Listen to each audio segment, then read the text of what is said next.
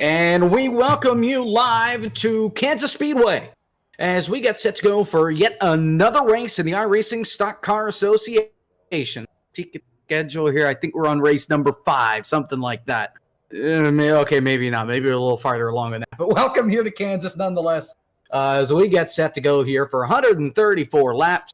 And I'll be honest, I'm not even sure what this race is called. The Rocket Racing Setups 200 here at Kansas at the mile-and-a-half racetrack in flat old Kansas in the middle of the Midwest. So Jacob Pitts, Al Kozlowski, and Nolan Rempel here with you for the call once again. And qualifying is going on right now as we speak. What do you think we'll see here tonight, guys? Well, we might see, we've got two options, and there are only two options at every racetrack. This one, I think we're going to have a lot of green flags. We'll probably see wrecks right around lap, maybe 20, 25, but after that, these guys are going to calm down, and it may even be a green flag pit stop, and the strategies on that may produce the winner. I'm not positive on that. Nolan, you got anything about this track that you know of that you kind of think, or? You'll be down on pit road for this race, so you'll be keeping tabs for the most part on tires and fuel. These guys only get 4 sets of tires. They start with 1. They have 3 more in the pit, so tires are going to be a big concern here. Well, you actually say that, but originally this race was actually only going to have 3 tire sets total. So that's 1 plus 2 for the whole of the race, and they actually added an extra one just earlier this week prior to this race session going up. So definitely there were some concerns about tire wear, clearly, that wanted them to put in that 4th set, like we're going to be seeing 4 in the next race. I believe that's at Texas. I just saw Brian Hubble off of turn 4 in the front stretch get all sorts of out of shape and completely shoot his second lap in the foot right there. So bad luck for Hubble on his second qualifying lap. But I think tire strategy, that's going to be very, very key today, with the wear being higher than a lot of these drivers expect, I believe. This track only repaved a few years ago, all things considered, back in 2014. But there's been a lot of racing going on in this speedway since it was repaved, and the track surface is not what it used to be when they freshly paved it just a few years ago. On our track temps tonight, guys, the track temps are going to be up there. I mean, it's not going to be a slick track, but we're at 90 degrees with 73 degrees air temperature. So that could play some strategies and throw some strategies out in the wind here. I'd like to point something out. We have a new driver. Not only do we have our normal crew out here today, but we have the 95 Dalton Collins has joined us in this race. So we want to welcome Dalton Collins to the iRacing Stock Car Association and wish him the best of luck tonight. And this field's a lot more packed than it was last week at that lovely Roval. And a lot more competitive. Just looking here at the board, the top 10 drivers right now in qualifying separated by a 1/10.5. First 2 spots on the grid right now are separated by 2 1/1000ths of a second between Boyd Hogan, who won last week at the Roval, and then James Mullins, who didn't make the trip with us to the Roval. There's going to be a lot of competition up at the front. I think Boyd took the put the standings on top there for him last week on that excruciating, painful race for everybody else except for Boyd Hogan at that Roval. Boyd led the field with domination. I mean, it didn't seem like anybody was going to touch him. For a minute there, we thought there were some guys that were going to compete with him pretty well, and then Boyd just took it over, and from that point on, it was all him. Let's see if that can continue this week as we are racing at Kansas. Let's see if there's going to be any drivers clicking their heels and saying no place like home, because this most definitely is no place like home. Well, looking here at the rest of the schedule, we've only got 6 races left on the season. It's a shorter season this time around because Thanksgiving falls in there, so we do lose a week because of that. This week, we are at Kansas. Next week, we are at Texas, another 1.5 miles. That one just repaved, I think, 2 years ago. One note about that race, they will be using fixed setups instead of open setups, so things are going to be a lot closer together on the racetrack, and it's going to be more on driver ability and less on the setup. Then we go to Martinsville. That's going to be fun. I think we saw like 20 cautions last time we went there. Then we go to ISM Raceway. to run at that mile racetrack. Then we go to Homestead, another 1.5 miles, that down in Miami. Then we go to the Nashville Fairgrounds that not a lot of people have gotten a chance to run on yet. It's brand new to iRacing, and that's certainly going to be an adventure for all of us. Then we hit Thanksgiving. Then we wrap up the season under the lights for the second, I guess, and final time this season at Richmond. And while we're here, it's time now for the national anthem, and once we wrap that up, we'll get the starting grid.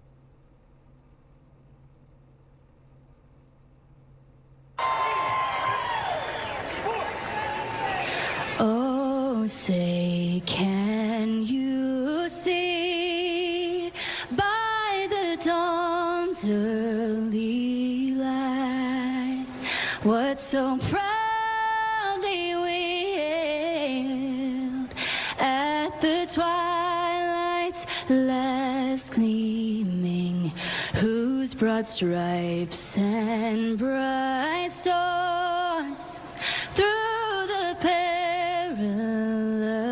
fight o'er the ramparts we watched were so gallantly streaming, and the rockets regular, the bombs bursting in air gave proof through the night that our flag was still there. Oh, say does that star-spangled banner yet wave o'er the land of the free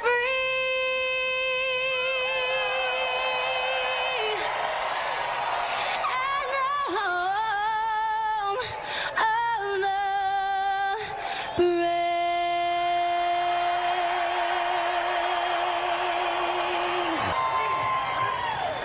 And now, for the most famous words in motorsports. Drivers, start your engine!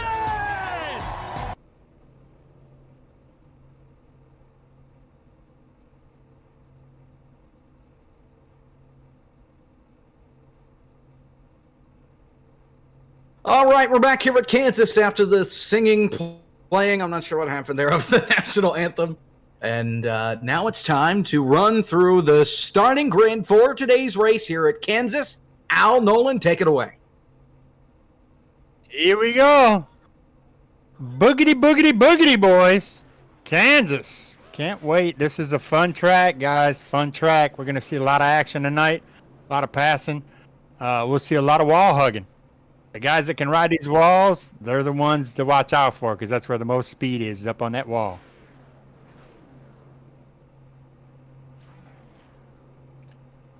How about the lineup here, guys? Well, so right now it looks to be Boyd Hogan started on pole position. Obviously, James Mullins started beside him by just 0.02 of a second. About 9 thousandths back from Hogan. You got Tanner Love in third place, Tyler Pluff in fourth, Johnson and Mike Eves make up row number 3. John Mullins and Jeffrey Smith, row 4. Tyler Smith and Wayne Grossi rounding out the top 10 here, Al.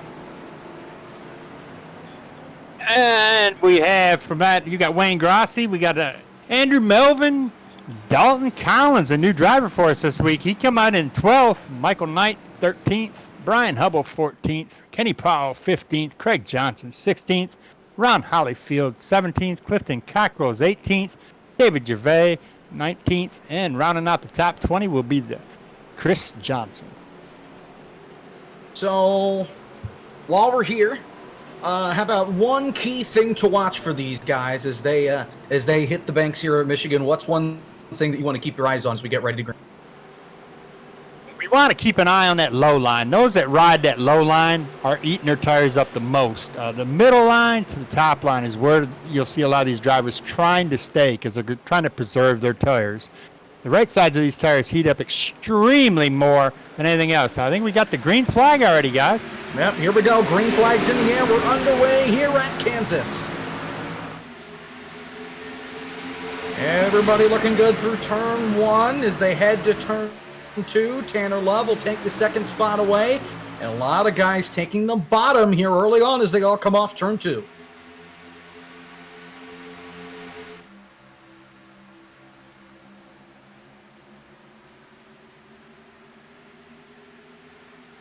Hogan slides it up through 3 and 4. He's going to be able to hang on to it, and he will lead the first lap, and we made it. No wrecks on the first lap. That's what we love to see. We're seeing a lot of the guys that are making me look crazy here. They're running the low line. Those are the guys you're going to see are going to get real slow moving forward. One sideways. Oh, we got one around. Spinner. Ron Hollyfield. Already. Caution's out.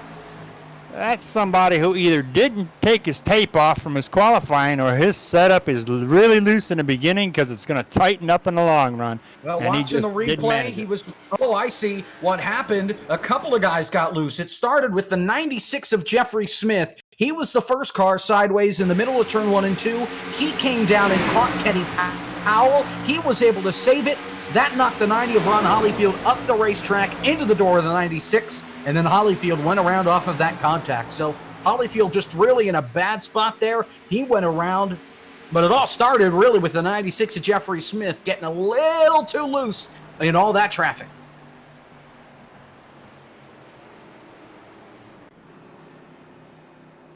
So already one caution after 2 laps. Here at Kansas, and I said we made it through 1 lap, and I guess I spoke too soon because I didn't make it through any more than that under green. So, waiting around here to see if anybody decides to come on to pit road early on in this one. We do have at least one taker, and that is the 96 of Jeffrey Smith. Let's go down to Nolan, who's on pit road. He's got a little bit more, I think. Maybe. We'll see. I know Jeffrey Smith has got some left front damage that he's going to fix. I see 3 cars check that coming in behind. They got Michael Doyle, Ron Hollifield, and Paul Olson. All drivers caught up in the mess. Hollifield's got a difficult choice to make. He has to decide, does he want to sacrifice one of those 4 sets of tires that he's got right now under this yellow, or if he's just going to take the damage and run with it? It's looking like he's only going to fix the damage, so no fresh tires for Ron Hollifield, so he's going to have some burnt-out rubber that is going to be back out onto the track with. That seems to be the general consensus all the way here down pit road. No tires from Michael Doyle, no tires from Paul Olson, no tires from Jeffrey Smith. In fact, Smith is already out of pit lane, and he hasn't even gotten the damage on the left front fixed. So it's definitely some interesting pit calls here, and already 4 of our drivers have been thrown into some real turmoil on what they're going to do with their pit strategies here. It's not going to be uncommon for you guys to see these guys coming down pit road and just take fuel only for approximately about 30, 40 laps. What I'm noticing right now is it looks like Chris Johnson in the 48 and James Calaballi in the 17, they didn't make the field for some reason. I see them on the grid, but they didn't start. Yeah. Yeah, so that's that only starts us with 24 drivers in today's race. Instead of 26, one thing I've noticed is that the leader, Boyd Hogan, he's just been down on the apron pretty much all the way around the racetrack right now instead of being on the banking. You would think it's a little early to start saving fuel that aggressive, but I don't know. That's what he's doing right now. Well, you can always rest assured something Boyd Hogan is doing, it's going to be doing the right thing. He has some kind of a magic way of setting up his cars and a magic way for his pit strategies, and somehow it works for him. Luck is always on his side. I've seen him put 90 laps on a set of tires, and I never thought you could do it. So he's whatever he does, he does it. He's done it more than once, put it that way. Al, you just talked about how it might be common to see drivers coming down just for fuel. Well, that's exactly what Jaded Prophet and Cecil Keith just did. They're just now both off pit road. Splash and dash runs for both of them. Smith also came down to fix a little bit more of the damage. Still not fully fixed, though, on the 96. So it's definitely seems like there are some drivers that are definitely wanting to make those splash and dash runs very, very early here, as we're only 5 laps in to what's a over 100-lap race. Yeah, it looks like Jeffrey Smith in the 96. He's made 2 stops on pit road. Nolan, looks like, can you tell us anything about that? Does he have a lot of damage, does it look like? Or? Well, exactly. That's exactly the problem for Jeffrey Smith right now is the fact that he has damage. It's on the left front and it's on the left rear. So that is going to be severely impacting the aerodynamics of that race car. And he's got to make sure that that car is in pristine condition. It doesn't look like he's going to be coming back down this time around. One driver who is, though, is Paul Olsen, who's back down to the lane. I don't see any damage on the 43. I think this is just another one of those splash and dash runs. He was already at the back of the field anyway, so he's not losing a whole lot by coming in one more time. And he was not involved in that first wreck. You did say earlier that Jeffrey Smith, you thought, didn't get all the damage fixed on his first stop. That may be why he came back down pit road. Another car that came onto pit road that I don't think we saw originally, 65 Jaden Profit. He came onto pit road at some point under this caution. Lights are out on the pace car. We're getting ready to come back to green here in a bit. Yeah, I think that's a fuel mileage thing for those guys. They're thinking they can go 2 or 3 more laps than the rest of the leaders do, and that may backfire on them. You don't know. Let's see how this thing plays out as we go green. Field headed for 3 and 4. Boyd Hogan's going to take the green flag here, and Tanner Love is on his side here. We saw Tanner Love start in the third Tanner Love's spot. on the outside, isn't he? Yeah, Love started on the inside in third on the initial start, and it actually worked out pretty well for him. He was able to get by Mullins for that second position, but he hasn't been able to get really close to the back bumper of the 81. We'll see what happens here. Green flag's back in the air. Away we go from Kansas once again.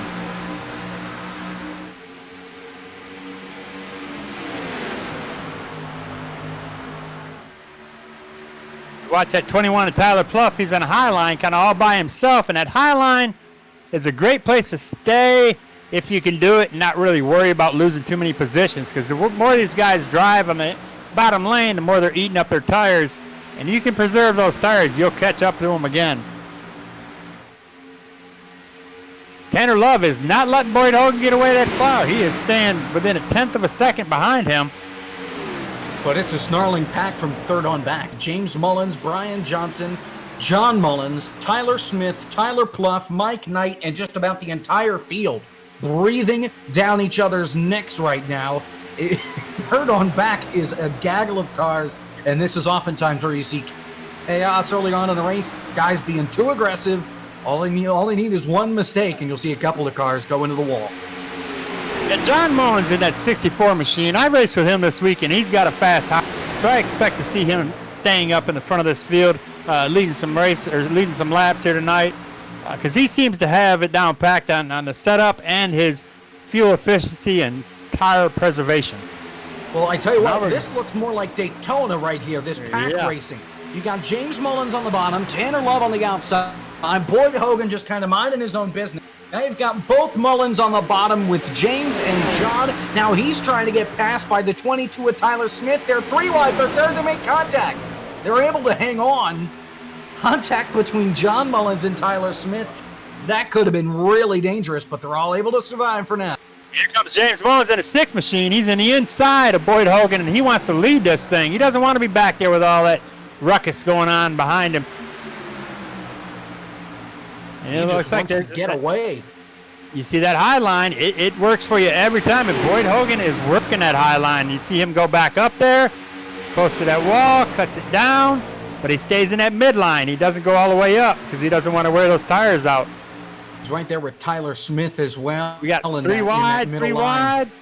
And here comes Love now to the back bumper of Hogan. He doesn't have anywhere to go. We got boxed in with Smith on his inside. Had to have the 27 stay in line and push him. I guess that's not the 27. That's 95. That's Dalton Collins, the new guy that we talked about in pre-race. Oh, Dalton's up here. He's showing us what he's got already really early. That's a good thing. Battle for the lead. Now here comes Tyler Smith on the bottom. On the inside of Boyd Hogan, it's Tyler.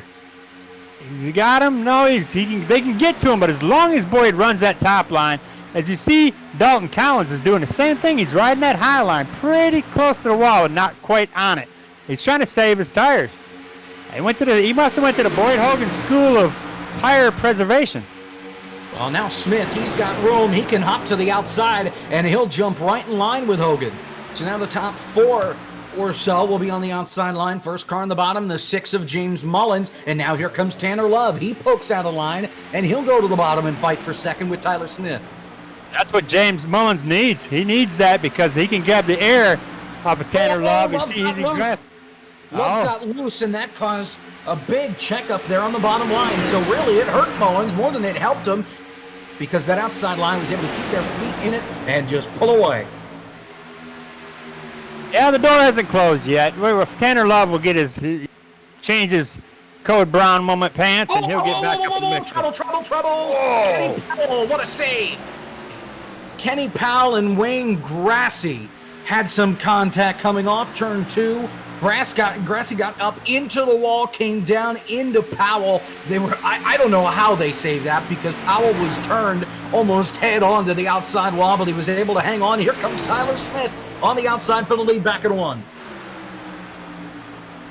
Yeah, the passes aren't going to be on a high line most all, unless when you're passing has really wore his tires out. As we watch, it looks like, look at Dalton. Dalton in that 95 machine, he is going to the inside. Dalton Collins took second place. Welcome to the lead, Dalton Collins. Trying to get a little bit of side draft now. Down the front straightaway with the 22 of Tyler Smith. He'll have to use the bottom again. Here in turn 1, he's got Tanner Love right behind him. Now he's clear up on the outside, but now he's got Love and Mullins to worry about on the bottom. Yeah, and I don't think that 22 Tyler Smith is going to let that go by so easily. He wants that position back as he goes to the inside, and he's going to battle for it. And he looks like he's getting a little rear end unstable there. He's been pretty aggressive so far today. He's not been afraid to take it up the middle 3 wide so far, and I would expect him to keep doing that as time goes on and we get closer to the checkered flag, as now he's got John Mullins trying to get by on the outside. Here comes Brian Johnson in the 4. They're still 3 wide. Tanner Love is there, just kind of as a roadblock right now, and Smith's got nowhere to go in the middle. You see that if you watch that 64 of John Mullins there, that high line is working for him. I mean, if he can keep doing that, he's preserving his tires, he's getting the most momentum off his turns to go down the straightaway, and he'll gain the most positions by doing that. Been working it down for him so far. There's Smith. He gets into Brian Johnson, into the wall. Hornbuckle, and around goes Smith. He collects the 21. Another car around. That's Kenny Powell. They go to the inside wall. More spinning in the back. Michael Doyle's around. Oh, that took out some good drivers that time. Make some real good. The 21 of Tyler Pluff, and the caution's out. What caused that deal there? Did you just watch it? Well, the 22, it all started with the 22 of Tyler Smith. Like I was talking about, he was in the middle. He was actually up on the high side. He had Brian Johnson to his inside. They kind of met in the middle. They made contact. That sent the 22 up the racetrack. Matt Hornbuckle had nowhere to go. He got into the back of him. Then Tyler Pluff got into the back of him. They went up into the wall. The 22 then got turned back to the bottom. Kenny Powell went to the apron to try and avoid it, and he couldn't make it. He just ran into the 22 of Tyler Smith. In the background, the 12 and the 33, and the 12 just wasn't paying attention, got on the brakes too late and got into Cecil Keith. That's the reason they went around. So already pretty much the big one here relatively early on, not even 20 laps in here at Kansas. Well, I told you, and now this has got all done. We're probably going to start settling down. We're going to watch. The leaders on pit road. Let's go to Nolan. So it looks like the whole field just about coming down to pit road here, led by our current race leader, Boyd Hogan. Boyd Hogan. Will Hogan be the leader, though, when we come out of pit road? There's a few cars that'll have to stay longer because they are going to have damage that they're going to need to repair. Will it be 4 tires and fuel? It looks like it's still going to be fuel only, though, guys. Only 20 laps in. A lot of these drivers are just not thinking they need to change tires. Drivers like Brian Hubble are likely to only take fuel. There are others like Wayne Grosser that aren't taking tires. So it's a bit of a mixed bag here. Who's the leader off pit road, though? I think Dalton Collins just stole the race lead away. He has stolen the race lead away from Boyd Hogan on the pit exit. They were 3 wide and made contact even on the exit. Yeah, it's gonna be Collins. Hogan is out in front right now, but I think he's gonna have to give that spot up because I'm pretty sure Dalton Collins just beat him off pit road and is going to be the leader of the race as long as he didn't speed. And I think he might have sped because he had to leave John Mullins by. So I'm not sure here. Well, I don't know what the order is. I'm looking at a still image right now of the finishing order as they came off of the pit road here. And I am seeing right now that Dalton Collins by law, if we're going by the rules where, first driver to hit the green cone is in the lead, Dalton Collins should have the lead of this race, and Hogan should be down to third. John Mullins with the second one off pit road. Hogan was just barely behind both of them by about a foot. But as Boyd Hogan is crossing the pit exit line, the 95 is already over it by about a whole tire length. Well, That's not how they're lining them up, guys. Yeah. I don't know Hogan will remain in the lead. Then John Mullins on the outside. And then Dalton Collins will be third, second in line on the bottom here for the restart. That's the way it looks now, and I think we're about a lap and a half away from getting the green flag. Hornbuckle, he's still sitting on pit road. I don't know if we want to try and get a word with him, if possible, because he had that pretty much fall in his lap. Just looking, it doesn't look like he's in Discord. Oh no, he is. At least I believe that's him. If we can get him in, that'd probably be a good thing, because I'd like to hear from him with his point of view, because he had nowhere to go with that bright red 22 car just out of control in front of him. Let's see if I can get him on the line. Dial him up and see what he's thinking. Matt Hornbuckle, Al up in the booth. You got a copy? Yeah, I'll go ahead. Hey, Matt, walk us through what happened with that wreck right there, if you can, real quick, bud. It looks like the 22 just got loose in front of me, and I checked up, and it started an accordion on us. Yeah, unfortunately, it looked like it took out a bunch of competitive drivers. You guys are looking pretty good going up that so far. Yeah, it's just taking my time. Got up top 10, just hanging out there, trying to get some laps in. Just the wrong place. How much damage you got on that rig? I'm not down any RPM, but I do have some front end damage, so we'll see how it goes. Maybe that will help you get through this thing. It looks like a lot of folks are going to keep on wrecking, so just keep plugging at it, and the best of luck for the rest of the race, Matt. Thanks for talking to us, bud. Appreciate it, Al.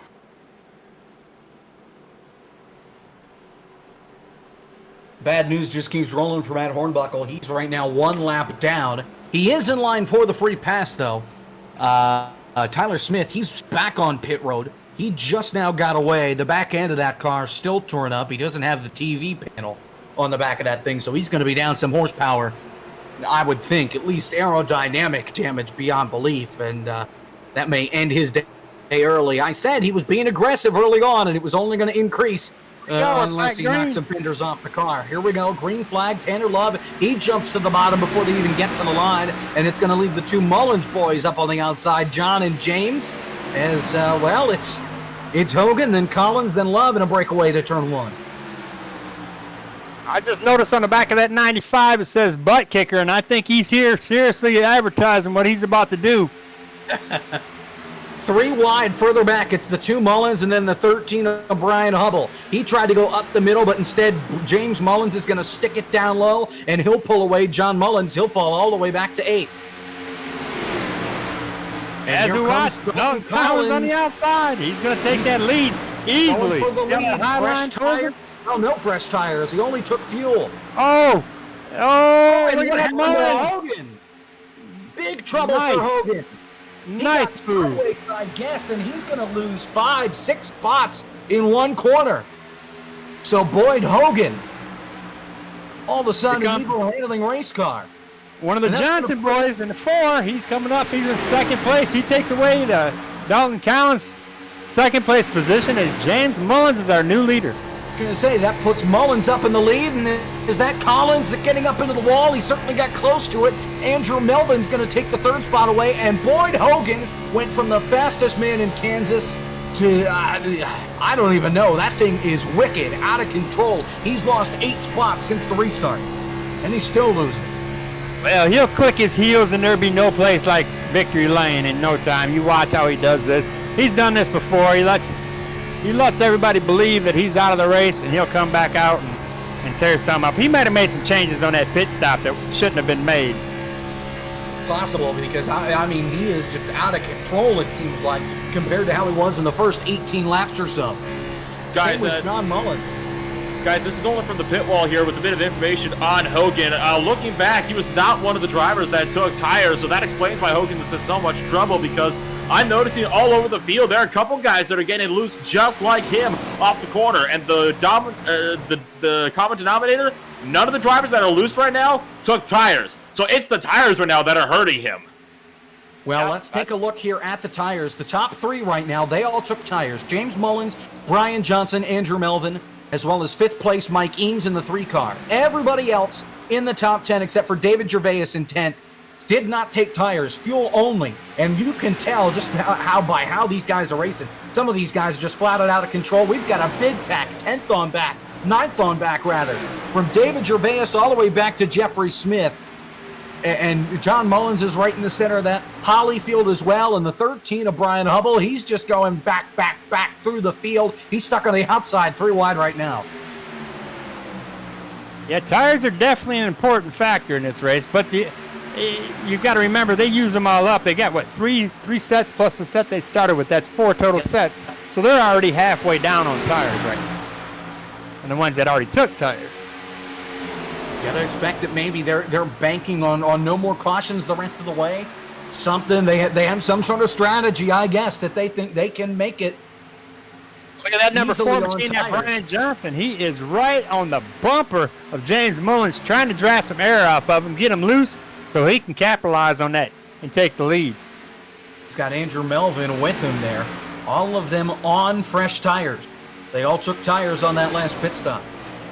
They got a lap car coming up here. I believe that is Kenny Powell. That's Powell, yep. After he was involved in that accident, that thing is junked. And it doesn't look too hot right now. And he's in survival mode just to get as many laps in as he can before that thing lets go on. He's just here for points. Yeah. Mike Eames has moved up into the 4th spot, so the top 4 all on fresh rubber. 5th all the way back. How about Wayne Grassy?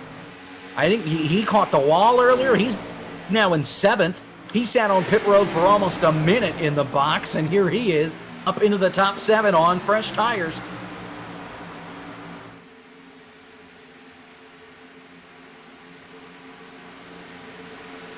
It's still a gaggle back here. You've got Hogan, who didn't take tires. Same with the 95 of Dalton Collins. Hollyfield is up there again. I believe he took tires. After that spin earlier, you've got the 65 of Jaden Profit. He took tires, it looks like. The 96 Jeffrey Smith, he took tires. How about Hornbuckle? He's a lap down. He's up there with these guys, though, so he's able to at least hang tough. As of now, he's still the first car, 1 lap down, and he's eligible for the free pass if they need it. Keep an eye on the top 3 and what they're doing there. The 37 is kind of preserving his tires. He's staying within about a half a second behind Brian Johnson, just in case they start getting into it, and he can go around them and capitalize to get that lead. But as they do this nose-to-tail pattern around the track, they pull further and further away from 5th place Tanner Love. Yeah. Well, and Love, he's kind of leading the charge in the old tire brigade right now, and the 3 cars behind him, Grassy, Gervais, and Hollyfield, they're all on fresh rubber. Then you got to go back to Dalton Collins, who's holding up a lot of cars. Jaden Profit, Jeffrey Smith back there, as well as Hogan. He's a little farther back. So there goes Grassy. He gets into the top 5. Gervais looks to the bottom. He's going to try and take the 6th spot away, but Tanner Love outperforming everybody else that's on the older rubber right now. Comes Gervais. He'll get by Grassy, and he's going to now try and go for the top 5 spot. Hollyfield there as well, who brought out that first caution on lap 2. Here he is now fighting for a top 5 spot. So you can rebound as long as you don't hit anything. But the fresh rubber also has to really help you. Andrew Melvin there, that 37. I thought he was going to try to peek underneath the 4 of Brian Johnson, but I think he's getting a little impatient. If he just stays up there and rides with him, he won't have to worry about Mike Eames behind him. Because I think Mike's on preservation mode right now. He's just kind of playing it safe. Lurking around and trying to make it later in the run for when everybody else that's in front of, or behind them rather, decides to come onto pit road. Boyd Hogan, he's restarted up in first. He's back in 12th. So he's lost a lot of time so far. But it all comes down to tires, and we'll have to see how this plays out for him if he's able to get back up to the front with his tire strategy. You know, if he's looking for a later caution, if he's expecting it to go green the rest of the way, who knows? So as of now, we just have to wait and see how his strategy and everybody else's strategy pans out. So we're not even close to the halfway point yet.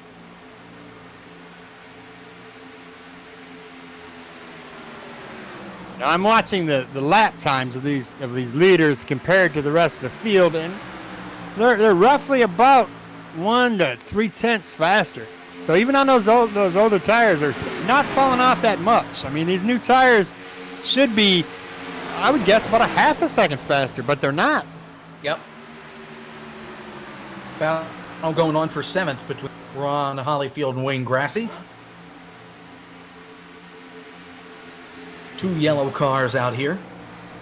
Grassy on the outside, Hollyfield on the inside. These guys have been going at it for the last couple of laps. And then there's a train behind them from Dalton Collins all the way back to Matt Hornbuckle, the lap car with damage. You got Boyd Hogan at the end of that train as well.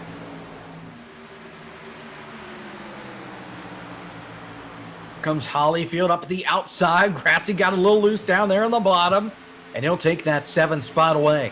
And now here comes Collins. He'll go to the bottom and send it in deep. Nice little slide job to take the 8th spot away. But now here comes Grassy back on the low side. They'll remain side by side for turn 1. Again, battle for 8th spot. Grassy on new tires. Dalton Collins on old tires. He gets by him. Hogan on old tires. He gets by. Jeffrey Smith, he's on new tires, and he's about to get passed by Hogan. He tried to send it in. He slides up the racetrack. Couldn't find a hole to stick his nose in, and I think that's going to cost him more than it's going to help him here as now Jaden Profit goes to the outside for the spot. Jaden Profit definitely having a good look for the spot right now. Boyd Hogan really trying to fight back along the older rubber. Can Profit try to go for the over-under? Hogan bobbles, and that's going to put him out to the wall. And that caused Profit to lift a little bit because he was right in line there with Hogan, and that's going to allow the 56 of Matt Hornbuckle, the lap car. He'll gain a little bit more track position. And that's really going to hurt the 7 of Wayne Grassy as well, as he kind of had to check up because he wasn't sure what was going on.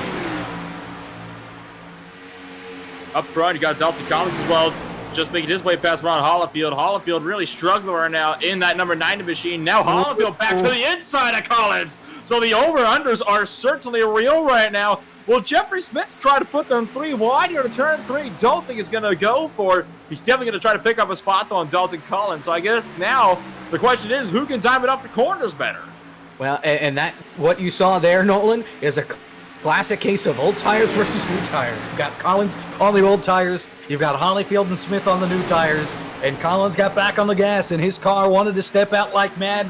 Hollyfield was able to put the pedal down and was able to get by without any hesitation. Brian Hubble just came down to pit road. He's on his way out now. He just made a 4 tires and field pit stop, so it looks like strategy call from Hubble. That's going to put it down several spots. I believe that's going to put him a lap down, as a matter of fact. We'll have to see when this will come on out, but it looks like for the guys on older tires, that pit window to come down and make that first tire stop is certainly open right about now. It's going to put him 1 lap down. He's in danger of being 2 laps down, depending on how fast he is on those fresher tires. And it is the gaggle of cars back here from about 7th on back. You've got Collins and Hogan. They're now battling for the 8th position. Grassy and Profit are fighting for 11th, and that's a pretty tight battle. You've also got 56 of Hornbuckle. He's just trying to pick his way through. Remember, he's a lap down after the big accident that we saw on lap 18. Right now, he is still the first car 1 lap down, still eligible for the free pass. Now battle for 7th between Hollyfield and Collins. Here comes Hogan now. He's going to send it in up the inside. Yeah, Collins tried to have a run at Ron Hollifield into turn one. It didn't end up working out. He had to back off, and that left him wide open to attack. The sitting duck really to Boyd Hogan, who managed to just sweep in and take the position. Collins really did let him through. Gave Boyd Hogan a little bit of a break there, but it looks like Collins might be anxious to get that spot back if he sees Boyd Hogan on the verge of making a mistake.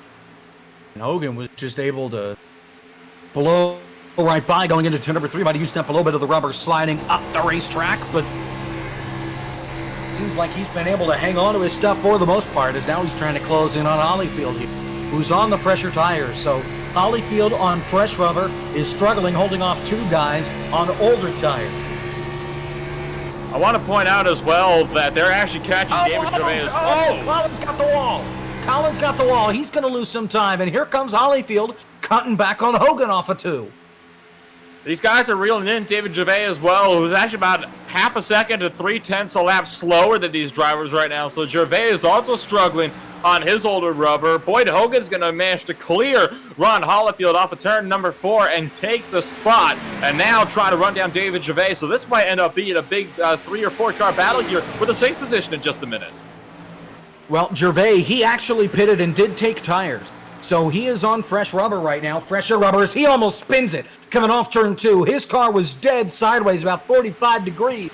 He's able to righten it coming off turn 2, though. He's going to lose 1 spot to Hogan. He's about to lose another here to Holyfield. David Gervais has burned the Goodyear off of those tires because he is plummeting back through the field after he shot up into the top 6. And it's a mistake that I myself commonly make is trying to figure out where to push, and oftentimes you push too hard in the early run and it just leaves you more susceptible to an attack if it runs green, but so far it has. Hollifield's trying to find a way through. Gervais thought about going defensive, decided not to go for it. Looks like Hollifield might. Hollifield real loose, and here comes Dalton Collins around the outside. I was going to say, these guys better be careful around Gervais. They saw him get loose a couple laps ago. This time it's Holyfield that gets sideways. He already went around once tonight. I'm sure he doesn't want to go around again. He'll gladly give up the spot for Collins, and he'll try again in a few laps.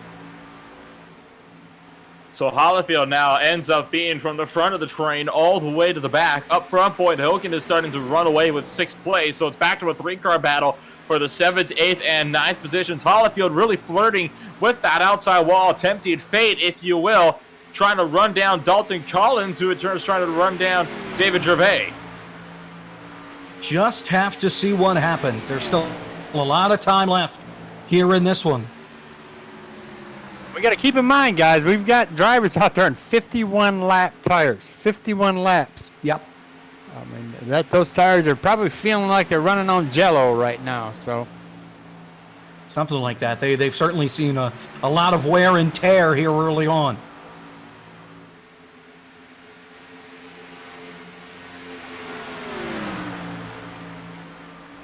James Colabell is just leaving pit lane just a couple seconds ago. One driver has come down to pit lane as well. That is was 20th place, and that was Michael Doyle in the number 12 machine that's down in the lane right now. He's getting a set of 4 fresh Goodyears. So Colabelli, he's now here. He's now he's now here with us. So we will better late than never. We'll keep our eyes out for him. Maybe he had some technical issues, and that's why he couldn't be here for the drop of the green flag. We'll have to wait and see. But he's right now 51 laps down, rather. So he's out of contention for this race. There's no doubt. Clifton Cockrell, he came off the pit road, I think. I'm not sure what he did, but he's 1 lap down now. Paul Olson also 1 lap down. So if a caution were to come out, that would leave Hornbuckle 3rd in the free pass position spot right now. Not really where he wants to be.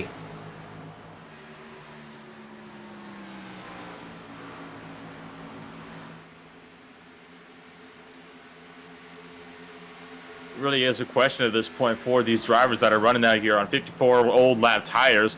When do you come down to pit? I mean, that's the really big question here. I mean, you got guys that are backing their cars up to almost 155 miles an hour in the corners compared to the leaders who are still only able to back it down about 165. So they are still very much off the pace. You got guys, well, even for the race leaders, they're now out here on tires that are 35 laps old. So everybody right now is definitely feeling the wear on the tires right about now. Yeah. Just have to wait and see what they can do. Not sure if you can tell. I'm not watching what's going on live right now. I probably should. I'm trying to fix camera angles. TV1 and TV2 are the exact same. Thanks, iRace. But how about we run through the field here, Nolan? Take us through our top 10 or so, and I take care at 11:20.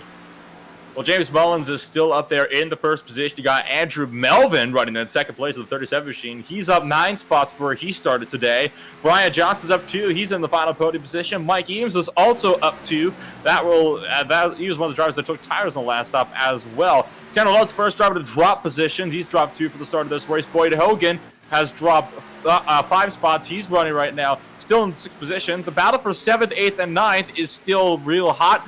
And among these is the hard charger, David Gervais, up 11 where he started. Ron Hollifield in 9th. Dalton Collins in the 7th position. Rounding up the top 10, really, he's the only driver, actually, that has not risen or fallen any spots before he started. Wayne Grossi is rounding out 10th position. Taking a look at 11th, we've got Jaden Profit in the 11th spot. Craig Johnson in the 83. He is in the 12th position. Tyler Pluff in the 21, he was involved in that first accident. He's made a rebound up to 13th. John Mullins, he started up at the front. He's fallen through the field. He's now in the 14th position. 15th, you've got Jeffrey Smith. He was involved in that opening crash. In the first crash involving Hollyfield. Cecil Keith in 16th. He was involved in the big one. Mike Knight, really rough day for him. He's in 17th. 18th, Paul Olson, 1 lap down. 19th, Clifton Cockrell. We haven't said much about him. He's a lap down. And then Matt Hornbuckle in 20th. He's a lap down. Everybody else behind him, 1 lap down or more. The 13, Brian Hubble, he's a lap down. Tyler Smith, 2 laps down. Michael Doyle, 2 laps down. Kenny Powell, 3 laps down. Kalabali, 51 laps down and counting. We are about 60 laps in to the race. As we come across the start-finish on 60, let's go ahead and break for a station identification or a commercial, put it that way.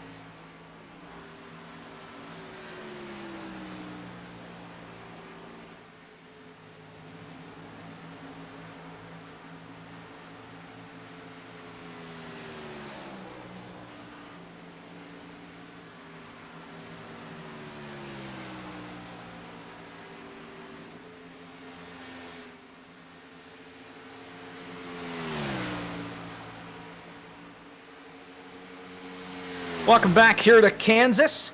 Tanner Love just passed Mike Eames for the 4th position. So Tanner Love on the oldest tires so far. He's the highest driver on the old rubber. He passed Mike Eames, who pitted and got tires under that second caution. But right now, James Mullins is on cruise control.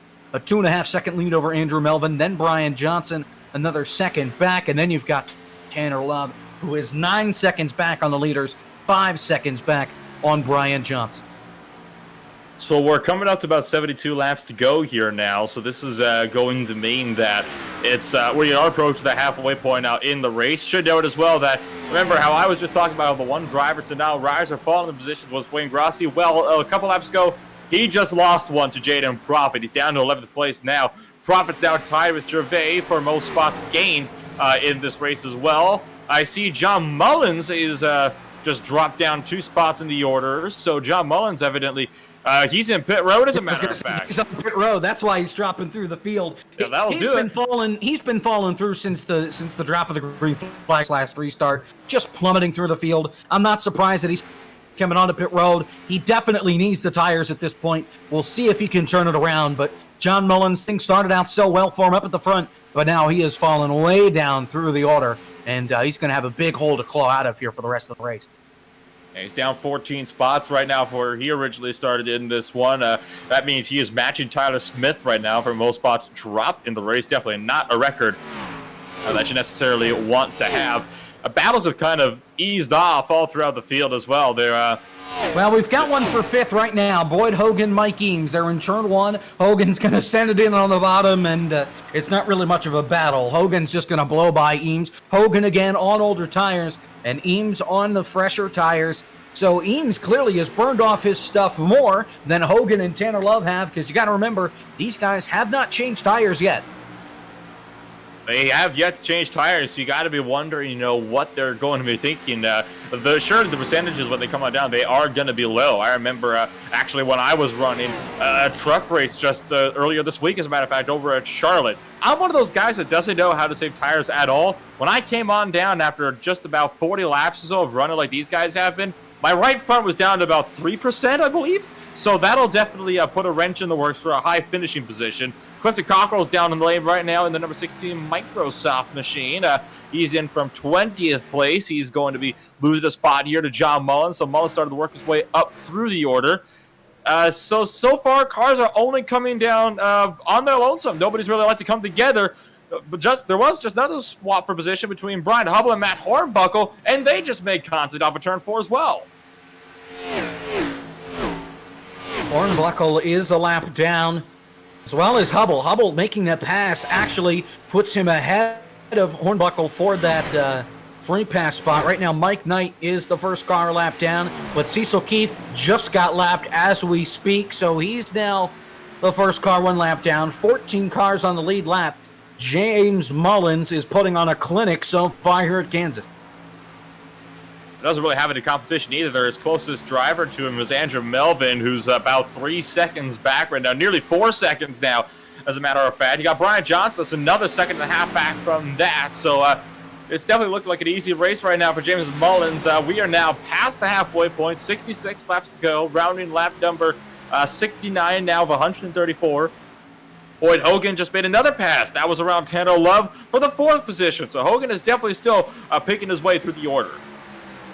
The only problem is he's got 10 seconds to get up to Mullins. He has to make up about half of that in order to get to third place Brian Johnson, and by then I think we'll see him come on to pit road. So James Mullins pretty much in a league of his own since the pit stops that we saw under caution on lap 20 or so. Now, when do these guys come onto pit road? And with that, do you think that if we see a caution later on in the race, do you think that that could help some guys like Hogan and Love, who have an extra set compared to Mullins, Melvin, and Johnson up here at the front? I think that's why they haven't pit, is because they're trying to bank that there's going to be a very late caution. They can come on down, get the tires changed, and they're not going to be stuck on old tires near the end of the race. Tyler Pluff just completed that pass around Wayne Grassi for the 11th position on the circuit right now. Got one driver down in the lane taking 4 tires right now. That's Paul Olson in the 43 machine that's in the lane right now. The whole field really is pretty darn split up all the way through the order. Wherever you look, it's for the most part just running single file. Of course, you got Craig Johnson as well that's running down Wayne Grassi as well. So we could see another battle for position just outside the top 10. And if you like this stuff, be sure to join us next week at Texas, because you'll see the same darn thing. Tire conservation, the field spread out, and maybe a couple wrecks early at the start. We'll just have no PJ1 there. No PJ1 anywhere, but Texas is a place where they often use it. Makes the racing better, I guess, maybe. Just bulldoze the track and turn it into a short track. I could do it with the Auto Club. That works too. And there goes Craig Johnson side by side with Grassi going into turn 1. And look out! Oh! There goes Grassi. He's able to save it. Great save for Wayne Grassi, but Craig Johnson didn't give him enough room, and he put that 7 machine up and into the wall.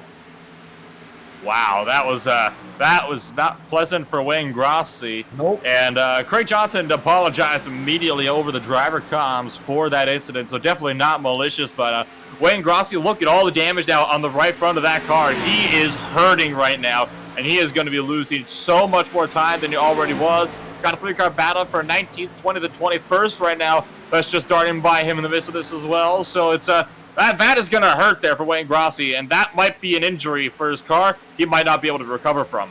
Well, and he's about to get lapped, too. The 96 of Jeffrey Smith is right behind him. He's the last car in the lead lap. The next car is the leader, James Mullins, in the 6 machine.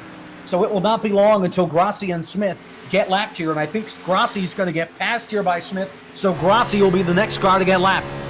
So that damage on the right front clearly worse than it looks, as it's a bad day gone worse for Wayne Grossi.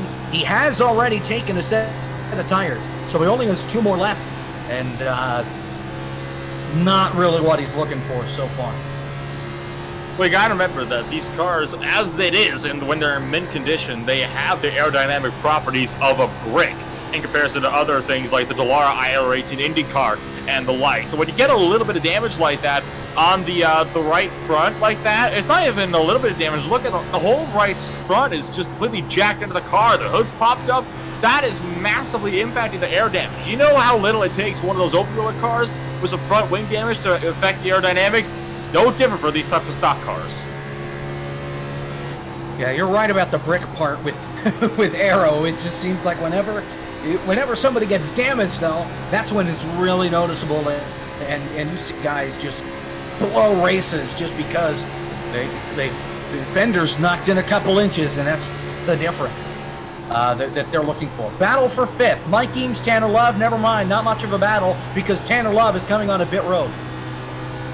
So Tanner Love down to the lane. It looks like Dalton Collins on as well. So it looks like the pit window is very much open then for drivers that are coming down to the lane to change tires for the first time all race past the halfway point. Talk about a whole new level of tire conservation. So Collins is down to the lane from 9th place. Love is down to the lane from 8th place. So now this question for the leaders, when do guys like James Mullins come down? Because Mullins, too, has yet to change tires during this race. Oh, Boyd Hogan's around! Boyd Hogan's around. Pit road entry. He was coming to pit road and lost the car coming off turn 4. He's able to save it. We don't see a caution, but Boyd Hogan can. If the tires weren't gone before, they sure are now. But I think that's everybody now. Everybody has at least changed their tires once. He was the last guy that hadn't taken tires. He's now on pit road now. So now we're waiting on Mullins, Melvin Johnson, and the like to see what they decide to do. And we'll see what happens. And it's been 60 laps since these guys have come down, period, to change tires at all in the midst of this race. And James Mullins, I believe, just called out. He is going to be coming in this time by. Question is it too late? Because those drivers that came down 1 lap ago, they're already going to be not half a second a lap. Oh, and here comes about 3 seconds a lap faster as well. Leader on pit road. Pit road. Melvin's coming in. Johnson's coming in. So everybody's coming in. So how about the guys that stayed out initially? Like Tanner Love and Boyd Hogan? They pit 1 lap before the guys that pitted on lap 20. And that's going to put them about 3 seconds a lap faster. So this could be big here for the lead of the race. So 20 lap old tires, or 20 lap difference in tire wear now turned to about 1 lap. David Gervais is your race leader. He has yet to pit. Looks like he might be coming in this time by. We'll have to see. And he is. David Gervais in. Jeffrey Smith. He's pitted 3 times tonight. Only 1 of them for tires. Looks like he might be coming in this time. Oh, hang on. No! Hold on. David Gervais missed the pit entry. He never made it to the pit entrance. He actually lost around the apron. Smith is able to make it. And here comes Grossi. He's on pit road. Cecil Keith right now is about to be the 2nd position. And he's got Mike Knight all over him, I think. Yep, that's Knight. And here comes James Mullins shooting the gap. James Mullins is going to come back out in front of the lead if he doesn't get killed by Cecil Keith first. That was close. They actually scraped a little bit. There were a couple of sparks that flew there. It was the smallest of touches, but it was definitely there. So and Keith is slowing down because he's coming to pit road. He needs the tires. Gervais on pit road. So here comes Mullins through 3 and 4. Gets by the lap car of Colomali. And James Mullins is back in the lead. It's back in the lead. The question is, where is 2nd place right now? Tanner Love. He's coming off turn 2. It's off turn 4, excuse me, at the line, and he's got Andrew Melvin right behind him. So Tanner Love, with him pitting 1 lap early, he's able to leapfrog Brian Johnson and Andrew Melvin and put himself in the 2nd position. Boyd Hogan, he spun the car getting onto pit road. He's now 4th. A really bad pit stop for Brian Johnson, I guess. He's now in 5th, and John Mullins has been able to regroup and put himself in 6th. The only problem is his tires are 17 laps older than the cars in front of him. Well, if James Mullins did not have any competition before the pit window, he certainly doesn't have any now. The gap's up to 7.75 seconds right now. It's a huge gap. That's about almost a quarter of the track right there. That Tanner Love's got to gap because of Hogan. Go for second off turn 2. Tanner Love, Andrew Melvin.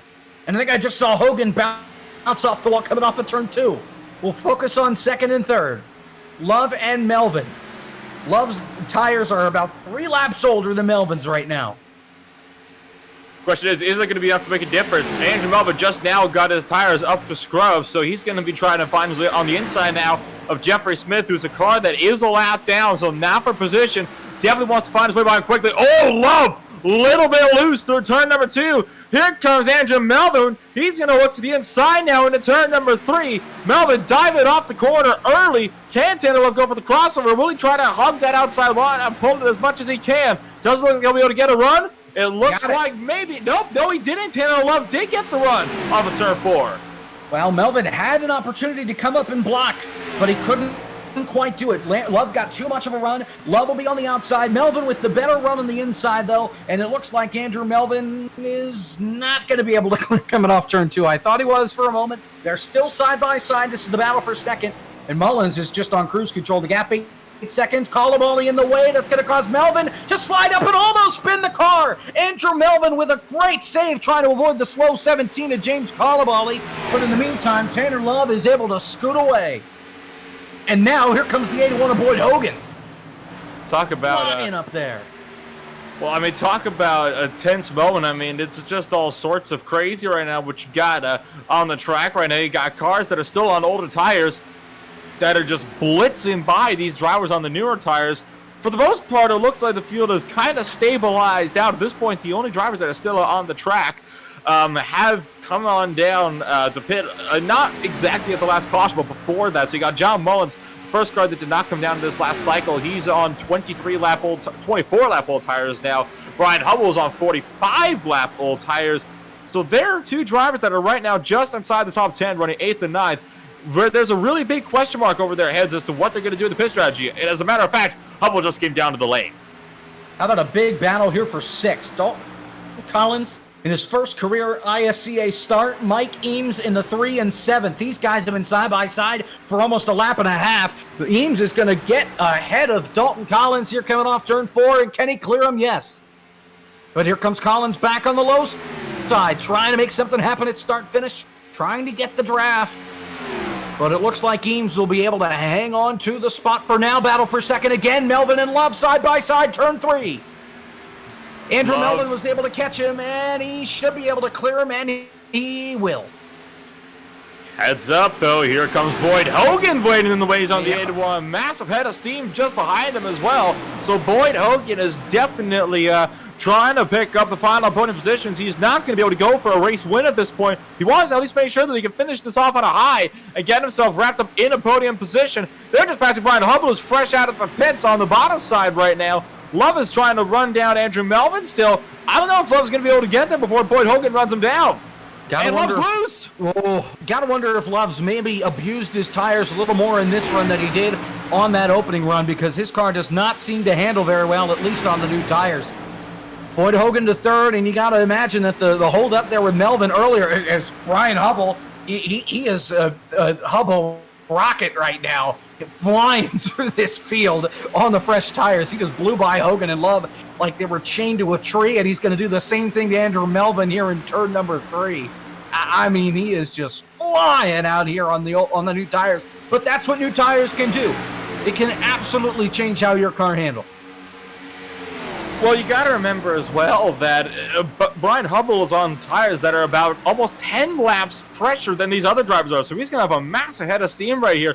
which is going to help him a lot. But look at Tanner Love right now. He's now trapped in a battle with Brian Johnson for 5th position in the midst of all this as well. And they're still dealing with lap traffic like Jeffrey Smith. You got David Gervais waiting in the wings as well. So it is a massive, massive battle right now. And they're almost battling the lap traffic as much as they're battling the lead lap traffic.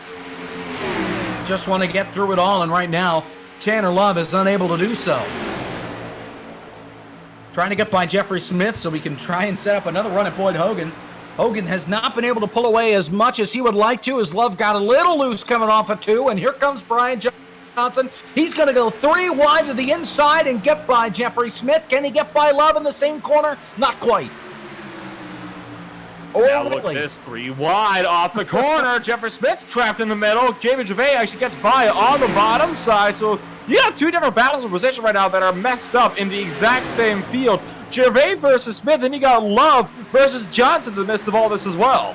And Gervais is pretty aggressive, so don't be surprised if he tries to make a move as Brian Johnson almost spins it out coming off turn 2. He's able to save it. Gervais may have breathed out of the gas for a moment, but he's back there on the bottom, and he's making it work. The best way to keep an eye on 2 different battles in the field. Save. 45 degrees sideways, and he was able to hang on and almost kill the 96 of Jeffrey Smith. The best way to keep an eye on 2 battles at once is to keep the battles close to each other. And right now, that's exactly what these drivers are doing. Look at Love, who's still loose through turn number 2, and that checks up Jeffrey Smith. And just like that, I believe both battles have just drawn to an anticlimactic close.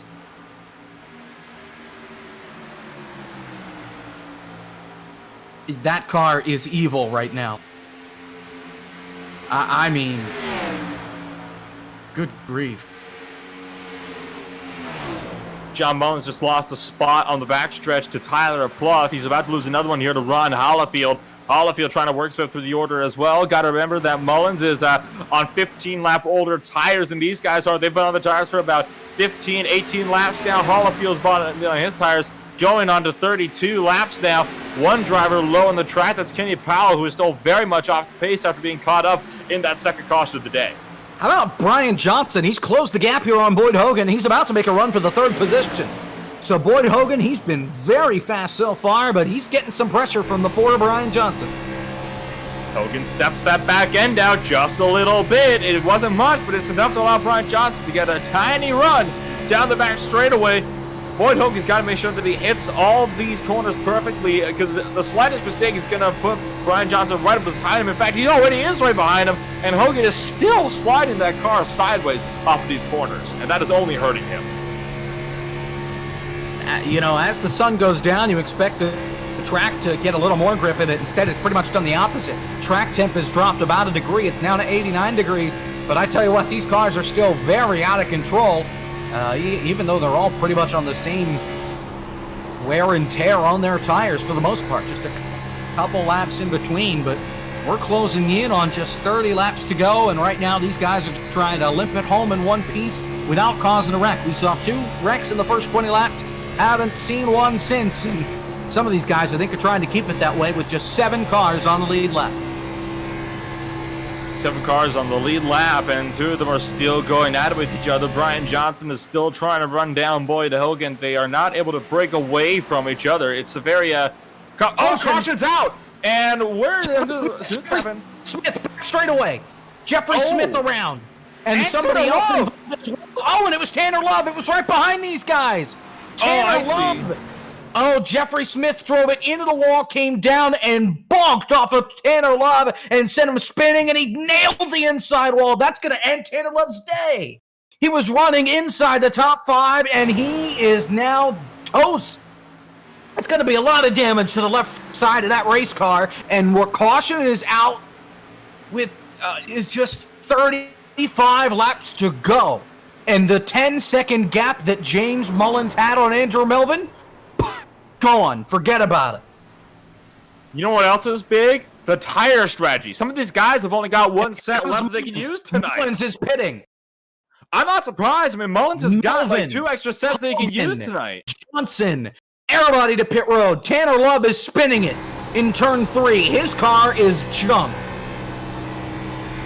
He can't even control that thing. In fact, he's parking it in the grass right now in the middle of turns 3 and 4. Don't be surprised if he decides to just head home. He's still parked on the grass. It's a very, very big pick call right for a lot of these drivers who most of them are taking tires, should note. Tanner which is Love, big because some of done these... home. Done for the night. Disappointing finish for Tanner Love, who was inside the top 5 and got his day ruined by a lap car, might I add. But a lot of these lap cars here are going to stay out and take the wave around. Mullins, Profit, Hollyfield, Gervais, Smith. Well, maybe. They can't pit the first time by, so we'll have to see if they pit this time by. They're in turn 3 right now. If they don't pit, well, if they do pit, we'll have 7 cars on the lead lap. Make it 8, because Mullins should get the free pass thing. If I may, I would like to talk about the tire strategy for a little bit, because a lot of these drivers have just made a critical decision, because some drivers like Mullins, they could afford to take that extra stop because they've got more than a set left to spare. And we got 35 laps to go. You can easily make a set last that long. Some of these drivers, though, weren't able to do that because they've only got 1 set left to run with. So it's a critical decision here for a lot of these drivers. Tyler Pluff's coming back down to the lane for, well, obvious reasons, along with a lot of cars that are a lap down. You got Paul Olsen that's in the lane right now. Wayne Grossi is there. You've got other drivers. Clifton Cockrell is in the lane. Jeffrey Smith's in the lane. John Mullins is in the lane from 10th place. So there's a lot of strategy thinking going on right now between a lot of these drivers here. You still got some guys that are going to be out here on 22-lap-old tires, namely Tyler Pluff, who is also coming down to the lane right now. Yeah, so Jaden Profit, Ron Hollyfield, David Gervais, Mike Knight, Cecil Keith. They will get the wave around here and will get back on the lead lap. Question is, by doing so, they're going to be on 20-lap-old tires. Maybe they're banking on another caution here, which is certainly possible. Question is, who's going to cause it? Will it be the leaders fighting too hard, or will it be them holding up the rest of the field? Wait and see.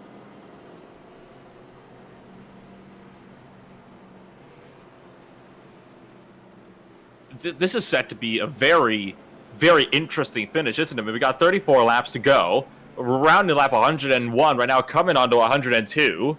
You can easily make these tires last 30 laps. We've seen drivers last them 50, 60 laps at a time. Some drivers are staying out of 22-lap-old tires, though, and we've seen the effect that has. All the drivers out are going to be taking their way around. Lights are on the pace car. We're going green this time by. But you got to remember, when these guys were on those ancient tires, it was still early on in the race. They were not being as aggressive as we're going to see them be here on this restart the rest of the way. They can see the light at the end of the tunnel, and they are booking for it. They're not going to be lifting as much as they were earlier on in the day. They're going to be using every last bit of tire that they have, except for maybe some of these guys that didn't take tires on that first pit stop, like Boyd Hogan. I would say like Tanner Love, but he's out of the race. Like Dalton Collins, and they're 3rd and 4th right now here on this restart, so it's possible they can really burn everything to the ground. If they get another caution, they can come down and get new tires. The only problem is they'll have to work their way up through the field, because I would imagine everybody else is just going to stay out, because they should be able to make it on fuel to the end of the race. You can definitely make it on fuel to the end of the race from here, assuming you took fuel with your tires, and I would not assume, I would assume they did, because why would you not? It takes longer to take tires than it does to take fuel, so may as well. Pace car's off to the lane. James Mullins, it's all in his hands now. On the front straightaway, green flag back in the air, 32 laps to go at Kansas. Get the popcorn, folks. It's going to be a good one. James Mullins pulls away right out of the gate, and he's not going to look back in his mirror once, I don't think. Andrew Melvin, Boyd Hogan, side by side for second. Brian Johnson cuts to the bottom. And that's going to leave Melvin all alone up high off of 2. And for the sounds of it, Mike Knight might have actually just gotten a black flag for some sort of restart violation. From the sounds of it, he passed a car before he got to the start-finish line when they went green. So he got black flag for passing somebody before the start-finish line. So Mike Knight's day has just gone from bad to worse. And he just got back on the lead lap. He stayed out on the wave around, and now instead he is on pit road. Yeah, he's just pulled the plug. So Mike Knight, he'll finish back in the about the 23rd position or so once he gets back up through the field. Boyd Hogan to second. Brian Johnson to third. Here comes, oh no, that's the lap car of John Mullins. Right now, he's eligible for the free pass if we get a caution. He's up here inside the top half dozen on the racetrack, but not for position. And right now, Brian Johnson's closing in to Boyd Hogan, trying to find a way to take back second position. The question is, can he get it done? Hogan right now is trying to run down James Mullins to get the race lead. He's got a big run down the backstretch too, as a matter of fact. So we could see a battle for the lead on our hands here real soon. Meanwhile, Kenny Powell back down to the lane. Whoa, I just saw Collins crank it down to the left. He's going to go 3 wide, try and get by Melvin and get by the lap car of John Mullins going into turn number 1, and he should be able to do it here coming off turn 2. I mean, he went top to bottom, elevator to the basement, and he gets by them both. You call that using the lap traffic as a pick, and he did that perfectly right there. You use the lap track, force them up into the line where your opponent is, make it so you can hold them up, and he timed that perfectly, as a matter of fact, at that as well. There's absolutely nothing that Melvin could do about that mess. Nothing Mullins could do about that mess either, as a matter of fact. David Gervais, he's on pit road again.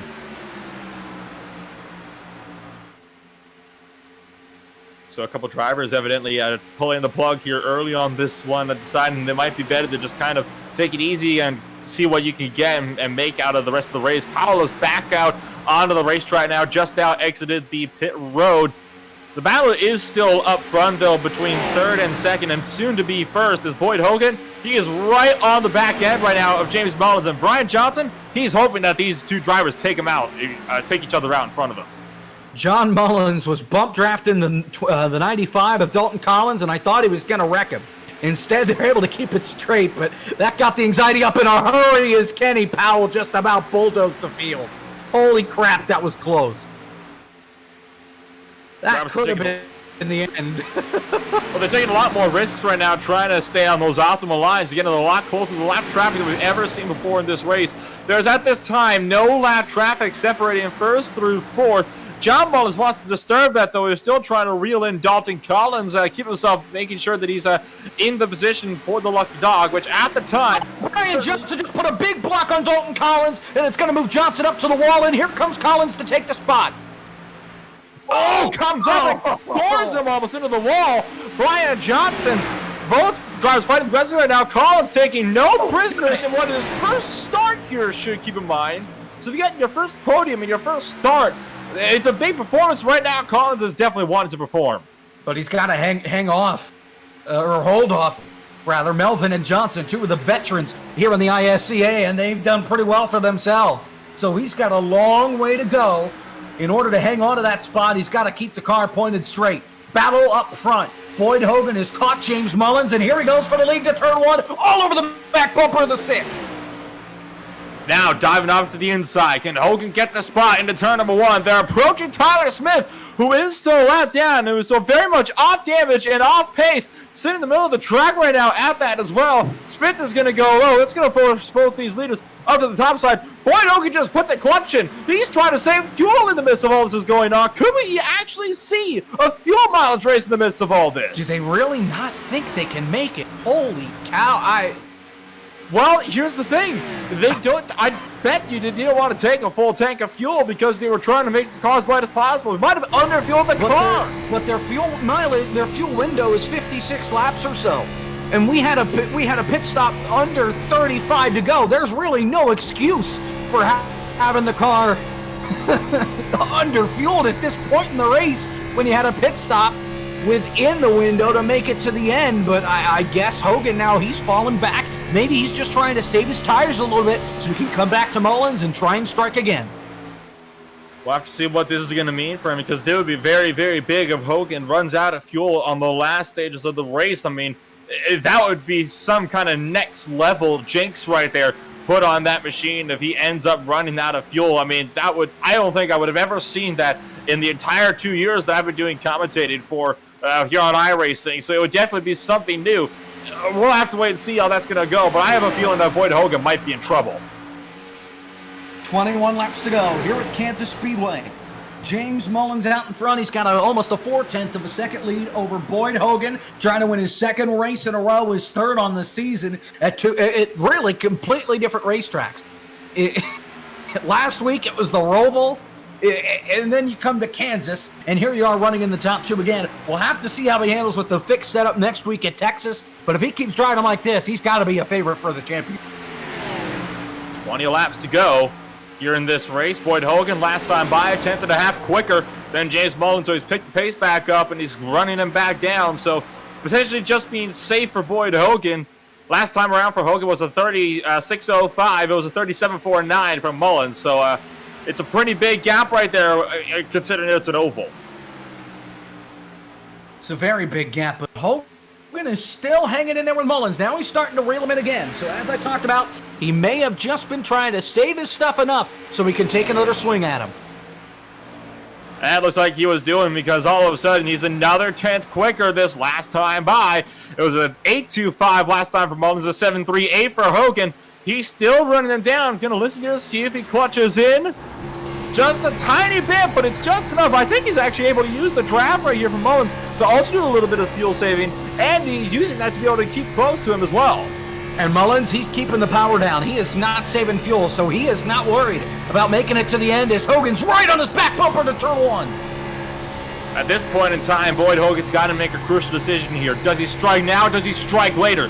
Mullins gets loose a little bit through turn number 2. That leaves it over to Boyd Hogan, who dives on the inside. Mullins is a sitting duck. Hogan's not saving fuel this time around. Sliding up! Look out for Mullins! Boyd Hogan had that thing dead sideways. He's able to hang on. The problem is it's going to take him another 7 laps or so to catch the back bumper of the 6th car once again. The clock is ticking. At this rate, he'll get to him again with 10 laps to go. He can't afford to make another mistake like that as they get by Powell off of 2. The dirty air got to him. That was the problem. He just got sucked up into the dirty air and just pushed so wide. Had to lift the throttle so much. Lost 0.2 of a second. Back to James Mullins, so that was detrimental for Boyd Hogan. Like you said, he needs to make sure he does not make a mistake like that again. Let's go back to the battle for 4th between Brian Johnson and Andrew Melvin. These guys are all over each other like a cat on Velcro here going into turn number 1. Nose to tail as they get by the 24, Kenny Powell. Melvin got a little bit tight there on the entry, had to back off to avoid hitting the wall, so he's lost a bit of time up front. It's Brian Johnson. Johnson's still trying to reel in Dalton Collins, potentially kick him out of the podium positions. We'll have to see how this will turn out for Johnson, though. Behind, you got a battle going on between Tyler Plouffe and Mike Eames for 6th and 7th place as well. Battle up front again. Hogan all over the back bumper, almost pushing Mullins into turn 1, and Hogan just drove it in too hard. He has to back off, and he's going to lose time. Loses a bit more time, so Boyd Hogan, he's just making mistakes. He is making too many mistakes for him to afford at this point, but Hogan's seeing red at this point. He does not want to let James Mullins win this race. He wants to go back-to-back. He desperately wants to extend his championship lead here. He's onto the apron now, whereas Mullins is not. Mullins is sticking above that line, while as Hogan is definitely going under it. Hogan started the clutch and coast, though, in turn number 1 as well, before he was able to do it to the turn 3. Johnson to the wall. Brian Johnson in the wall in turn 1. Melvin's going to get by him here for the 4th spot, or is he? They'll be side by side. Brian Johnson got into the wall, almost spun the car, but he kept his foot in it, and they're side by side for 4th. Battles off 4th place. Melvin gets clear. Can Johnson get the run, though, off the corner? Looks like he will have a bit of a charge off the corner. Trying around the outside again. Battle up front again. That's constant battling. Boyd Hogan back on the back bumper of Mullins. Now he loses a little bit of time in turn 1. It looks like turn 3 might be the better turn for Hogan as they come off of 2. Melvin able to hang on for that 4th spot and pull away from Johnson. It's a ticking time bomb, this battle here. Sooner or later, Hogan's going to have to throw a really desperate move here. No clutch and coasting that time into turn number 3. It was just foot to the floor. James Mullins right now was faster the last time by just about a 1/10 of a second. So Boyd Hogan is losing just a tiny bit of time to James Mullins, and he's got to make sure that he makes these corners perfectly so he can run them down and maybe contend for a race win.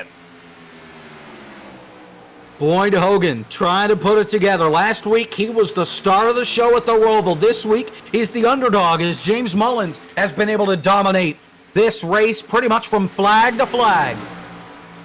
And he's trying to hang on and get his win on this season. I'm not sure if he's won before or not this season, but right now, He's driving like it's his first.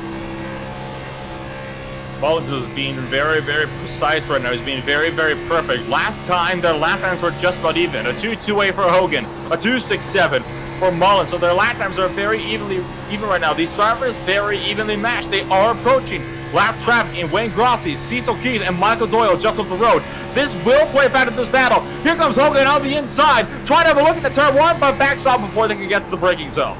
10 laps to go. Hogan cannot afford to make too many more mistakes. He just lost about 2/10 there. Trying to get to the back bumper of the 6. I have a feeling he's just going to have to set it in up on the inside once he gets to the back bumper of the 6, because it's like that dirty air just throws his car off and he can't hang on to the back bumper of the 6 for very long. Wouldn't it be crazy if we were to have a green-white checker right about now? I mean, my goodness me. The way these two guys are going at it.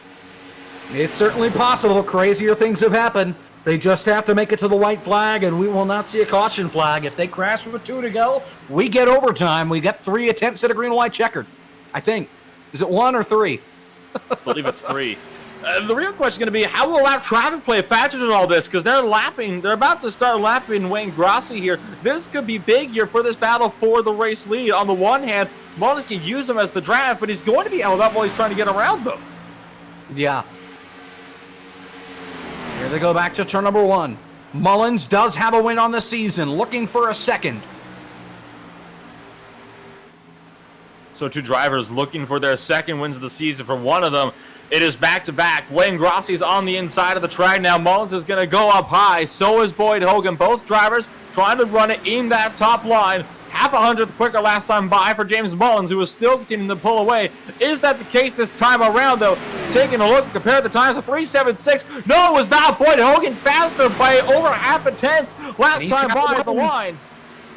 Got to run to turn 1, but not quite enough. Here they come off a 2. Clock is still ticking. They're running out of time. 6.5 laps remaining. This time by, they'll have 6 laps to go. Jeez Louise, I mean, how do you pick your win in something like this? I mean, like you said, I think Boyd Hogan is just going to have to go absolutely full send. Look at the run down the front stretch, though, this time round for Hogan. That lets him close in right to the back bumper of him. He's through turn 1. Turn 1 is where he's losing all of that time up to James Mullins. The wall. Mullins almost got the wall. They're coming off turn 2. Hogan might be able to hang in there. The problem is he can't go to the bottom because there are not 1 but 2 lap cars there. Make it 3 now. Yeah. Dalton Collins and Andrew Melvin, they're all over each other as well. Behind them in the battle for third. We'll go to them if they get side by side. We'll stick with the leaders with just 5 to go. 5 to go, and at this point in time, Boyd Hogan is going to be getting desperate. He has to set this pass up, but he has to set it up now. He can't wait. That's the problem. Before in this green flag run, he can wait a little bit. You can see where the weak points are for Mullins. At this point in the time, you need to know where his weak points are because you need to set the pass up. You need to get through, and you have to do it now because you probably won't have time to do it on the white flag lap. Do you think Boyd Hogan might be praying for a caution? He has an extra set of tires in the pits, so he could use them to his advantage. Here we go. For the lead in 1. For the lead. And he make it stick. Contact! The ball's in the wall! They're both in the wall. They're able to hang on. Boyd Hogan put Mullins in the wall. Mullins hit the wall again, and Hogan takes the lead. Incredible. That's not going to be a popular move for James Mullins, but Boyd Hogan takes the lead on a desperation move with 4 to go. But Mullins is still there. Question is, Mullins' car's got a bit of damage now, so we're going to have to see if he can run him back. Well, but so does Hogan. Meanwhile, Andrew Melvin was able to make the pass. He left Dalton Collins in the dust pretty much, and he's got Brian Johnson now all over the back of him with just 3 laps to go. 3 laps to go indeed. Dalton Collins trying to fend off 2 different cars now. Brian Johnson and Tyler Pluff. It's a 3-car battle for the 4th position right now, while 3rd place just runs away with it. So this is the big battle on the track right now, as we are now coming around 2 laps to go. I tell you what, I think Hogan made the winning move. Mullins may not be happy about it, but Hogan did what he had to do to try and go to victory lane. He's a lap and a half away from pulling it off. And I don't know. I don't know. That was It was something else nonetheless. Hogan looking for his third win on the year. He won at Las Vegas. He won at the Roval last week, and he is now one lap away from getting his third win on the season. Goes out! Green, white, checkered!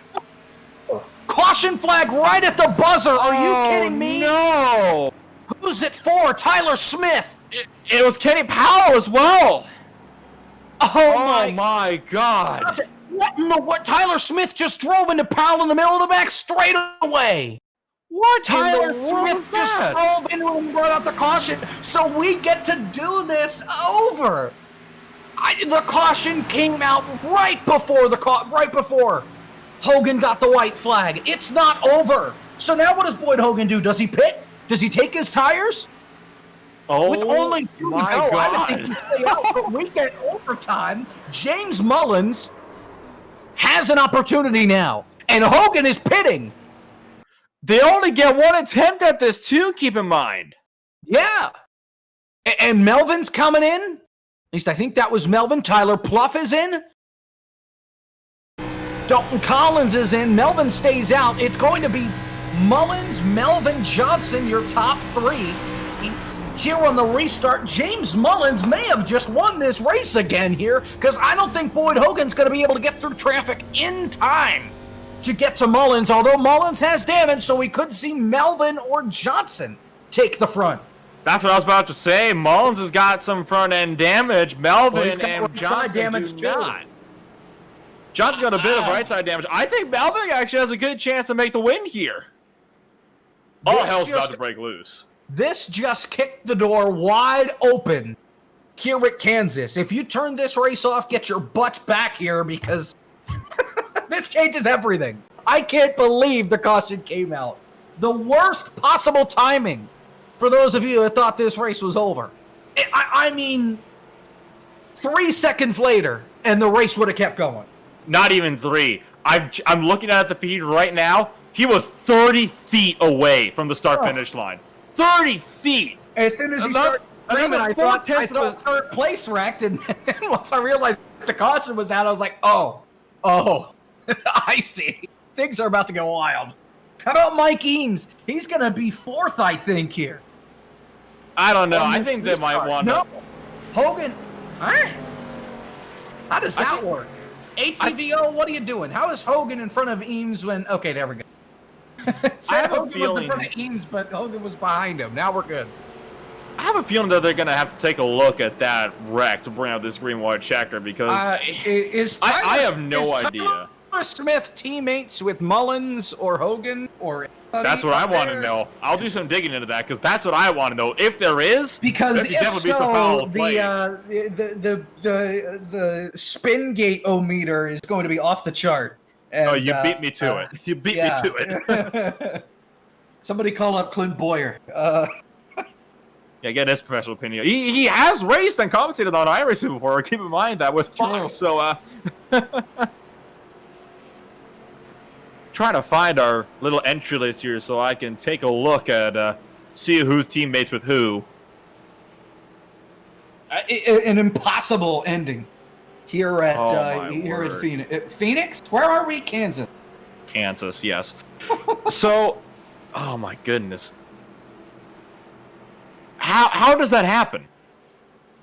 How do we get something like this? It looked like Smith just turned down. He was running the middle of the backstretch, and then he just turned left and turned Powell, unless they had some contact earlier on in the race, and that's what drew the contact, and that's what drew the crash. I don't know for sure. We'll talk. Maybe we could try and talk with Tyler Smith and/or Kenny Powell post race, and see what happens. In addition to our top three, whoever finishes this race first. But this is our lone attempt here at a green white checker. So we do not see a caution from here on out. If they wreck, they wreck. We're green to the end. Yeah, this is Tyler Smith. He just sent a message in the in Discord right now. That last caution was bad on my part. You think? Really stupid. So yep. I hate to say it, but I think that was a bit more than obvious. Yeah, I don't know. Boyd Hogan is going to be fifth on the restart. Dalton Collins sixth. Tyler Pluff 7th, Ron Hollyfield 8th, Jaden Profit 9th, Cecil Keith 10th. They all pitted just moments ago. 10 cars on the lead lap. So really, 10 cars have a shot to win. Here comes Mullins. He's on the gas. Green flag. The only overtime attempt as Craig Johnson almost spins it out in the background. And Boyd Hogan got an awful start. He has to block for spots. And Dalton Collins was able to get by him. As well as Melvin Eames. Melvin on the outside. Mike Eames falling back. Here comes Brian Johnson up the inside. Dalton Collins in his first start trying to make a move as well. 3 wide for second place here. Here comes the 95 up the middle. Collins trying to go for a win here. Up to second place through the middle groove. He's going to go to the background. Here goes Mullins. 3 wide for the race lead. 3 wide for the lead. Hogan on the bottom. White flag, 1 to go. He's going to get the lead at the line barely. Over Collins, 47 1/1000. Boyd Hogan out in front. Can he hang on for one more lap? Crashing in the background, crashing turn 1, 2 cars into the grass and around. Paul Wilson, Wayne Grossi both around. Meanwhile, on the back straightaway, it's all Boyd Hogan's race to lose. Into 3 and 4. On the bottom, he's got more than a 10th. Back to Dalton Collins. It's not going to be enough. Boyd Hogan, spinner in the back, never mind. Boyd Hogan wins at Kansas. One driver ducking into pit road, trying to get some free spots. There's John Mullins that just took the pit lane. He caught the apron there coming off turn 4 and got loose. That's why he went to pit road, because he didn't want to completely spin the car out, so he figured just limp it across the line. So Boyd Hogan, 3rd win on the season, 2nd in a row. His 2nd on a mile and a half this season. We'll talk to him. We'll talk to Dalton Collins. And how about Tyler Pluff bringing it home in 3rd? Wow. Just absolutely wow. He was involved in the big one on lap 20, and he's able to bring it home in 3rd. James Mullins fell to 7th. Jaden Brian Profit. Johnson fell to 9th. Jaden Profit, Mimo, gained 17 spots to 4th place. So the 65 car, brilliant finishing position for him. Let's go through the results here, because it's a wild one here at Kansas. There's no doubt about it. Dalton Collins, he's also doing burnouts here at the start-finish line. Let's run. Why not? Through Second them. place Boyd first Hogan, part. I guess. Boyd Hogan with the win. Dalton Collins in 2nd. He gained 10 spots since the drop of the green flag to bring it home to 2nd. Tyler Pluff in 3rd. Jaden Profit in 4th. Andrew Melvin 5th. Ron Hollyfield, he was the caution on lap 2. He brings it home in 6th. James Mullins fell to 7th. Mike Eames in 8th. Brian Johnson 9th. And Cecil Keith in 10th. Last car in the lead lap.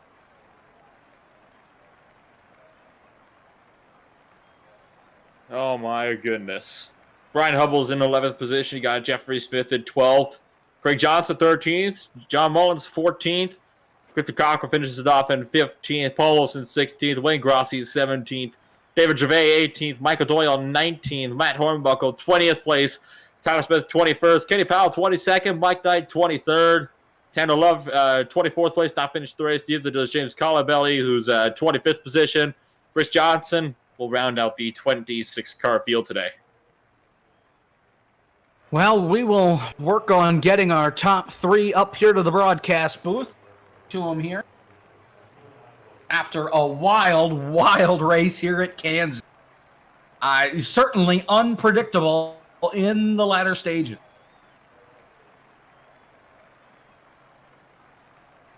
Tell you So what, we'll work on getting Hogan, Collins, and Pluff up here to the booth, as Hogan and Collins are already here. Pluff is also here. I'm not sure, Nolan, who you want to hear from first. Why don't we hear from your race winner? I think we need to hear from him and find out what in the world he was thinking with the pitch strategy, and then when he suddenly just swooped by and just took the lead and ran away with it on the last lap. Well, here he is, your race winner, Boyd Hogan. Holy cow. What a race. You put on a hell of a show for us, and for all of us, and for all of those that were watching at home. Take us through, especially your pit strategy there. You stayed out. It took you forever to get new tires, and in the end, it seemed to work out for you. Yeah, I mean, you guys saw it. You can never count out the possibility of late race yellows around here, regardless of series with these cars and this track combination. You know, it's not the easiest to drive, so you kind of it caters to the late race yellows, and I just wanted to save a step for the possible green white checkered, and lo and behold, there it was.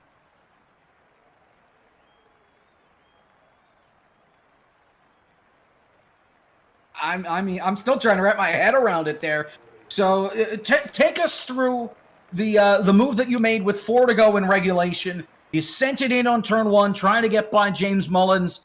You were able to clear him, and then you made contact. Take us through. Yeah, it was. I mean, you saw it was high side dominant. Dirty air was absolutely atrocious, as it always is, and you know, I mean, it's hard to get the runs going when you have them, so you kind of got to take them when you get them. And so there's a little bump down there around the middle of 1 and 2, and I think I bottomed out just a little bit hitting that because the track temp dropped so much throughout the race that we were too low on the front end, and then you know, it bottomed out and came up, and I was clear for a split second, but it wasn't quite enough. It's not ever really how you want to get them, but I mean, you know, it's not at all the intention. It was gonna be a clean slider, just as long as we didn't bottom out. But unfortunately, you know, it happens. I'm sure we'll move on and we'll be all right. But you know, I apologize to James. Obviously, it was a badass race with him. I always love racing James, and you know, you never want it to end like that. But you know, we've had our few in the past, and I mean, it sounds like we'll be all right. So. Congratulations on the race win. You're 3rd on the year, and we'll see what happens next week at Texas. Another mile and a half. You've been pretty good at the mile and a half so far. Yeah, that's all thanks to everybody on Legacy Esports. Slip angle. You know, obviously there's been a lot of preparation for Kansas and Texas coming up, so we've got a lot in the works, and you know, it's one of the better cars that we've got here tonight, and I think we showed it, especially on the long run, coming back from I think it was 13th or something like that to 2nd. So, you know, we'll go get them at Texas, and you know, thanks everybody watching. Want to shout out Judd at Abruzzi. Thank him for all his help and all his support, and Steve and Katie for watching as well. You guys for putting on a good show, and we'll see you next week. Boyd Hogan, your winner here at Kansas. Thank you very much, Boyd. Thank you. All right, bring up 2nd place here, Dalton Collins. First career start at Kansas. First career start, well, not first career start at Kansas, but first career start in the ISCA, and you bring it home 2nd. Just 2/10 back from your first career win. Take us through. You and Boyd were on similar strategies. Stay out as long as you can on that initial set of tires and save a set just in case a late race caution comes out. Yeah, man. We were just on a different strategy from those guys up front. They're really early and just stuck with the plan, hoped it worked, and it actually did. So yeah, I come out here 1-2, and you know, my first race in this league. Take great pride in going into league to league and trying to check them off the list. Trying to win everywhere I can. But yeah, just one spot short to Boyd, and you're just coming home 2nd. You think about next week at Texas? Do you like your chances there, or is it too early to tell yet? I think it's too early to tell if I'll be there, but there's a pretty good chance. I've always liked Texas. I've never raced on the new configuration there, but hopefully come back again and hopefully be one spot better at the finish there. Congratulations on the 2nd place finish in your first ISCA start, and we'll see you hopefully next week at Texas. All right, guys. Thank you. 2nd place, Dalton Collins in his first career start. And finally, 3rd place, rounding out the podium, Tyler Pluff. You've been around for a while. You were able to bring it home 3rd. You were involved in that early wreck on lap 20. Take us through that, because that was a big one back there. Yeah, that kind of threw the race upside down for me. I saw that it was the 22, I think. Fellow Tyler got a little tight off of 2, ended up getting into the wall, and I caught the 56. Couldn't even tell where damage really was on my car, but I had about 30 seconds of damage.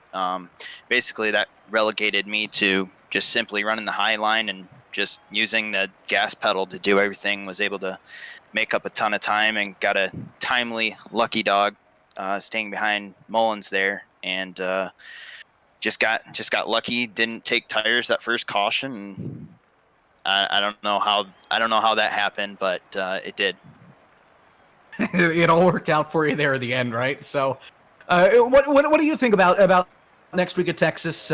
Your thoughts on that next week? Got to remember, we're on the fixed setup next week, so everybody's going to be relatively even across the board. What do you think? Yeah. Well, that's it's interesting. Texas is with the new configuration. It's difficult. I know there's a couple trouble spots. Exit of turn 2. There's going to be a lot of exit there. It's basically going to come down to tire wear. Who can manage their tires with everybody on equal stuff, and it's gonna bunch up the field. Hopefully, keep it clean, and I'm looking forward to a different twist on the series. But yeah, it'll be interesting to watch. Well, congratulations on the third place finish, and we'll look forward to hopefully seeing you next week at Texas. Good luck then. All right, thank you very much. Final thoughts here, Nolan, before we head off the air. Well, my goodness, I think the first one is obviously what an insane finish that was, and I would hope that we could expect something similar at Texas. Of course, another 1.5 mile track, and if this race was entertaining, well, I have a strong feeling that next race won't be any different. We'll just have to wait and see. Maybe without the green-white checkered, you never know. So, a wild race here at Kansas, something I can't really say we all anticipated coming in. We'll see you next week from Texas. From all of us here, Al Kozlowski, who was here with us early on, Nolan Rempel, I'm Jacob Hitz. Thanks to Rob Melnick for running the streams for us, and Kenny Powell for running the league. This has been a presentation of the iRacing Stock Car Association. Thanks for being here. We'll see you next week from Texas. Till then, good night.